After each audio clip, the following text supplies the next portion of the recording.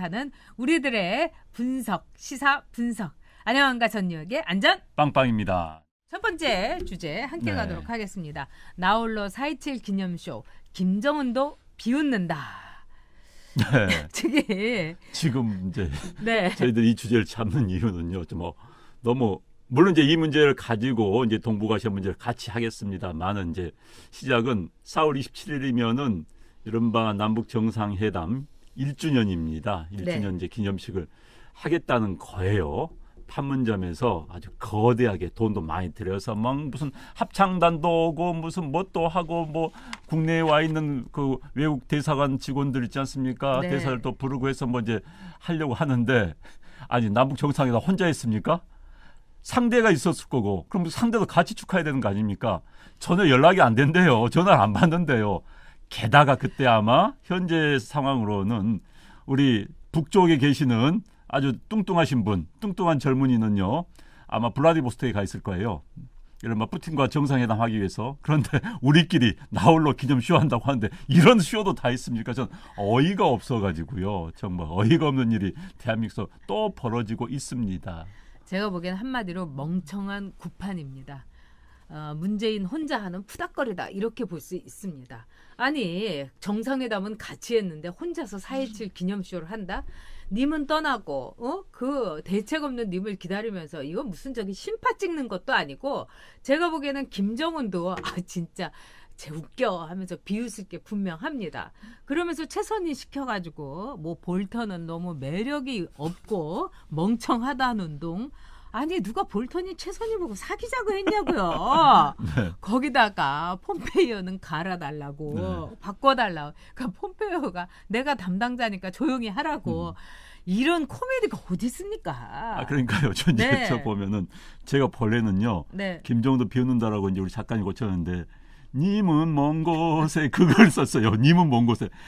어매불만 보고 있지만 그 님은요. 먼 곳에 있는 거예요. 응? 아니 근데 그래서, 사랑한다고 말할 걸 그랬지가 네. 아니라 사랑한다고 말했잖아요. 네, 그러니까 그렇지만 근데 님은 갔어요. 님은 먼 곳에 있어요. 지금 멀리 있는데 이쪽에서 어매불망 님만 보면서 이번에 같이 파티를 합시다. 나는 안 가요. 못 가요. 이제 이런 상황이 아니야. 나 너하고 거래 안 해요. 한마디로 네. 거래 안 해. 네. 그러고 있는데 이제 진짜 코미디 중에 코미디가요. 거기다 북쪽은 오지도 않는데 우리끼리 모여가지고 무슨 가수들 부르고 이제 저 중계한다는 거 아닙니까? 네, 네. 북쪽 관계자는 안 나오는데 이제 이것 때문에 또 북한 애들한테 또 어떤 부탁할지 몰라요. 지금 27일까지 제발 한 명이라도 보내달라. 그렇죠. 북한 네. 저 개성에 나와 있는 연락사무소 소장이라도 보내달라 하고 애걸복걸 지금 하고 있는지 모릅니다. 그런데 지금 제가 장담컨대 북쪽이 우리 쪽 전화를 안 받아요. 접촉을 다 끊었습니다. 지금 아예 안 받아요. 이제 두절 상태입니다. 그렇기 때문에 지난번 진짜 네. 뭐 하는 거예요? 진짜 두절 상태예요. 그러니까 네. 지금 대통령이 워낙 급하면은 북한이 해야 이야기를 기자회견 통해서 수석 보좌관 회의를 통해서 한 거 아닙니까? 북한이 지금 아예 안 받습니다. 니네들하고는 상대 안 해. 그러면서 이제 우리를 압박하는 거예요. 자, 이렇게 안 하면 니네 급하지? 그러면 미국 설득이 가지고 와. 그럼 우리 만나줄게. 이런 상황인 겁니다. 그러니까 북한은요 지금 한국의 문재인 정권에 또 더불어민주당의 이 처지를 너무나 잘 알고 있는 거예요. 저 여러분 이해찬 더불어민주당 대표 보십시오. 허구헌나 선거 얘기, 총선 얘기밖에 안 해요. 그래갖고 뭐 일기 장관들을 불러다가 총선을 어떻게 치러야 된다는 둥, 뭐 260석 이래가면서 총선 얘기밖에 안 합니다. 여러분 뭐 260석이라는 거는 정말 뻥치시네. 우리가 웃으면서 볼 수도 있지만 그 내면을 들어가 보면요. 지금 이 민주연구원인가 거기에서 여론조사를 굉장히 많이 돌린다고 합니다. 왜? 이게 돈이 너무 많으니까요. 근데 여론조사를 보면은요 놀랄 정도로 처참하게 나온다고 합니다. 그러니까 자신들이 이렇게 마음대로 뭐 이렇게 조정을 할 수 있고 뭐 협박, 위협, 뭐 지원 이런 걸 할 수 있는 정말 그 허접한 국내 여론조사 기관과는 달리 민주연구원에서 하는 여론조사라는 거는 매우 정확할 거 아니겠습니까? 근데 굉장히 거품 뿜을 만한 결과가 나왔다는 겁니다. 그래서 지금 더불어민주당은 지금 굉장하다는 거예요. 그러니까 이해찬이가 허구헌나요. 뭐 물갈이를 해야 된다. 뭐 60대는 다 날리겠다. 뭐 4선은 이제 끝이다. 굉장히 심각하다는 얘기겠죠. 이제 네. 거기에서는 그러니까 이거를 김정은이 알고 있는 거예요. 그러니까 쟤네들 네. 내가 도와주지 않으면은 쟤네들 아무것도 못해. 결국 남북 문제 하나 가지고 지금 문재인의 이 아주 아슬아슬한 정권 유지가 되니까 내가 도와주지 않으면 너희 끝장이야. 이러니까 지금 김정은이가 이러고 있는 거 아니겠습니까? 맞습니다. 지금 네. 이제 자꾸 저희들 북만 본다라고 했는데 네. 북에다 올인하고 있는 게 문재인 대통령이죠. 지금 아무 생각이 없어요. 우리 네. 경제고 뭐고 이제 이분들 생각은 북한 문제만 해결되면 경제 문제도 다 해결된다. 이런 착각에 빠져 있습니다. 남북 관계만 해결되면 북한에 이제 공장 짓고 그러게 되면 우리 경제가 살아난다. 물론 그럴 수 있습니다. 저 그거 부인하진 않습니다. 그러나 그 전제 조건은 북한의 핵 문제가 해결돼야 되는 거예요. 그렇죠. 핵 문제가 지속된 상태에서 남북한의 경제 협력, 북한의 공장 지을 수는 없습니다. 북한에 협박당하면서 공장 지었다가 언제 북한이 야 내려가 나가 하면 어떻게 될 거예요? 기업인도 투자 못해요 거기다가. 그런데 자꾸 자 외교를요 자기들이 희망만 가지고 할 수는 없는 겁니다. 소망 가지고만 외교는 할 수 없는 거예요. 소망을 가지되 현실을 바탕으로 그 소망을 실현할 수 있는 노력을 하는 겁니다. 현실 전혀 그렇지 않은데 소망만 가지고 외교를 한다? 그런데 지금 아무튼 4.27 기념쇼가 현 문재인 정권의 현 주소와 그들의 소망과 그들의 자세를 정확히 보여주고 있는 그런 대표적인 쇼입니다. 네. 한마디로 4월 27일 정상회담 또 하고 싶었겠죠. 그리고 그런 러브콜을 너무너무 보냈을 텐데 뭐 이제 무응답인 겁니다. 그렇기 때문에 아니 지금 말 정상회담을 못할 망정 응? 지금 혼자서 이렇게 쇼를 하고 우리 세금으로요. 이렇게 연예인 불러다가 쇼하고 이 정권은요. 연예인 없으면은 지탱이 안 됩니다. 그리고 이 정권에서 정말 앞에서 쇼하고 노래 부르고 그다음에 문재인 어디 갔다 하면은 옆에서 그냥 얼굴 비춰주고 하는 연예인들 이 명단 쫙 보십시오. 어떻게 보면 이 연예인들의 성향 이것도 보여줄 수 있지만 그중에는 억지로 끌려가는 연예인들도 있다는 겁니다. 근데 이게 무슨 자유국가 민주 어쩌고 저쩌고 하면서 어떻게 이럴 수가 있는지 이번에도 세금 들여가지고 연예인들 많이 부르고 노래 부르고 춤추고 대단할 거라는 거 아닙니까? 그렇죠. 이거 하는 짓을 보면요 완전히 뭐 무슨 모란봉 악단이라든가 뭐 이런 식으로 현성오리 그 앞세우는 거 하고 똑같이 하는 것 같아요. 지금은 북한 모사 정권이에요. 페이크 북한 정권하고 뭐가 다릅니까 도대체? 지금 아마 이제 네. 이제 지시를 해서 준비를 하겠지만 실무진도 죽을 마실 거예요. 네. 그래서 중계하면 이제 국민들도 상당수 웃어버릴 거 아닙니까? 뭐 남북 정상회담 기념 축하연 왜 근데 북한은 없고 이쪽만 해? 아니 결혼식을 했어요. 그런데 이제 1주년 축하 파티인데 신부가 없는 겁니다. 없이 혼자 축하 파티하고 친구들 불러 노는 거예요. 이게 무슨 결혼 축하연입니까? 그런데 그런 신부하고 별로 결혼하고 싶지 않을 것 같아요. 그러니까 안 김정은 같이 생긴 신부. 그러니까 그런데 이제 문제는 최선희가 방금 말씀하셨지만 네. 최선희 하는 꼴도 전 세계 이런 나라 없습니다. 전 세계 이런 협상했던 상대 파트너를 뭐 멍청이다 뭐 한다고 비판하고 전 세계 외교관들이 여기는 코미디도 저런 코미디가 없다는 거예요. 외교관 입장에서. 그러니까 이른바 부상 아닙니까? 외교 부상 외교관인데 외교관들이 저런 이야기 쓰는 건 깡패도 저런 깡패가 없는 거예요. 사실 깡패도 저런 이야기 안 씁니다. 그런데 그렇게 쓰면서 다시 협상을 하려고 마주할 수 있나? 나 그 멘탈이 참 이상해요. 그렇게 앞에서 죽어라 나쁜 놈 요구 다 해놓고 다시 만나서 악수를 할 수 있나? 전 못합니다. 북한도 하는 인간들이니까 비정상적 인간들이죠 진짜. 지금 엄마 농부님께서 이 슈퍼챗으로 후원을 해주셨는데요. 저희가 네 번째 주제로 다룰 텐데 이 윤지호 씨가 슈퍼챗을 이렇게 받으면서 영상을 올린 게 있는데 여러분 아마 보신 분들이 있을 텐데 와 놀랐습니다. 이 문제에 대해서 저희가 네 번째 다루도록 하겠습니다. 근데 이제 여기 우즈벡에 이제 양희은 씨가 이제 나타났잖아요. 근데 이런 연예인들을 외국 행사에 부르려면은 굉장히 돈이 많이 듭니다. 이른바 이제 뭐 국가에서 부르니까 뭐 이 출연료는 안 준다 하더라도 최소한 비즈니스 끊어줘야 되는 거고 그 다음에 또 노래 부르게 하고 뭐 하면은 지금 우리나라에서 이제 이 문재인 대통령의 이 방문이라는 거, 외유라는 거는 물론 이 김정숙 여사를 아주 즐겁게 해주는, 말하자면은 이제 남편으로서의 선물 왕창 안기는 거, 이런 것도 볼 수 있지만 뭐라고 할까요? 연예인 교포 위문 단장 같아요, 대통령이. 네? 아니, 이거는 그러니까 무슨 유랑극단 아닙니까? 이게 무슨 대통령의 국빈 방문이에요? 거기다가 김정숙은 가가지고 퀴즈쇼 내면서 남북한이 가장 원하는 것은 이러면서 거기다가 바라는 거예요. 그러니까 얘네들이 그 황당하니까 우즈벡 애들이 우정? 프렌드십? 그랬더니 아니 막 이러니까 뭐 딴 거 나오니까 아니 그러니까 자기가 묻고 자기가 풀었대요. 평화라고. 무슨 개뿔. 핵무기를 갖고 있는 나라하고 무슨 평화를 얘기해요. 평화는 전쟁을 준비할 때 평화가 가능한 겁니다.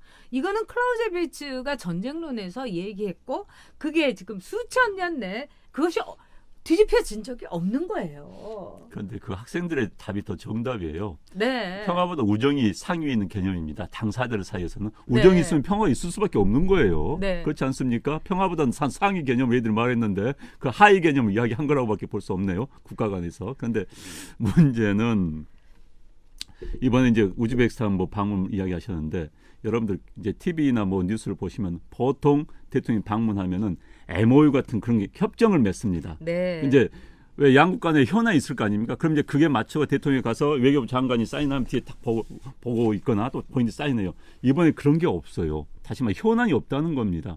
그 고장 뉴스 나오는 것이 한국인들 기업체 하는 데 가서 방문했다.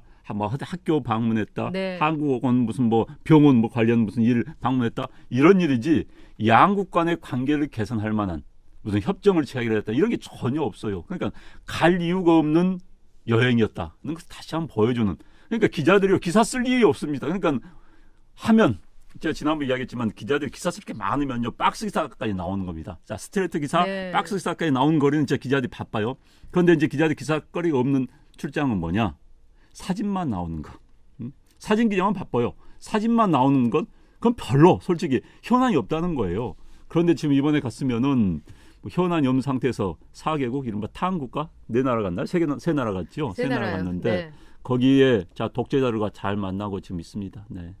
그러니까 다 독재자들이에요. 지난번 네. 말씀드렸지만. 네. 그리고 갈 필요가 굳이 없는 나라. 지금 이 나라는 뭐 경제 뭐 지금 큰일 나지 않았습니까? 경제도요. 그리고 사람들이 이민을 준비하는 사람이 도처에 있는데 이런 상황에서 또 이 한국은행이라든가 또 경제기관에서 올해 2.5%의 경제 성장률 이것도 힘들다. 이 정도면은 이거는 고꾸라지는 걸 뜻하는데 지금 이렇게 탄탄탄하면서 타타타 이러면서 돌아다니는데 아까 세븐스타님이 완전히 문재인 그 서커스단이다 이러는데 제가 보기에는 이렇게 가가지고는 정말 결과가 어떻게 될지 저는 굉장히 두렵습니다. 사실은. 네. 지금 김정명님이 네. 이란 석유 공급 트러블 생기면 그쪽에서 석유라도 땡겨면 좋을 텐데 그런데 땡겨올 수가 없습니다. 일단 거기하고 우리가 지금 석유 망이 연결망이 네. 송유관이 지금 없어요. 게다가 이제 카자흐스탄의 세 나라는 전부 내륙 국가입니다. 항구가 없습니다. 그래서 우리가 사오고 싶어도 사올 수가 없는 게 우리의 현실이죠. 비행기로 오면 석유 나를 수는 없지 않습니까?